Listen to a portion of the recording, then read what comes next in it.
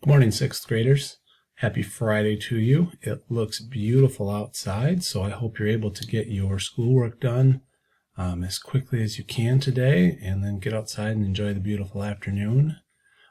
Today for science, as you may already have seen, you're going to be working on your third and final reflection for your thermos building challenge. Please watch Mr. Rocco's video. He's going to go through each of the questions and give you some ideas.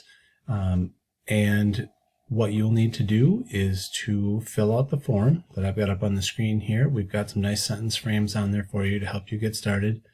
And this will wrap up your thermos building challenge that we are using as our assessment to go with our thermal energy unit that we've been working on the last couple of weeks.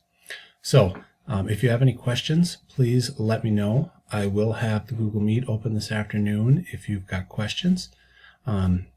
If you don't, hopefully you can get through this assignment pretty easily and just kind of reflect back on what you've done with your thermos. And I look forward to reading about it. Have a great day and a great weekend. Bye.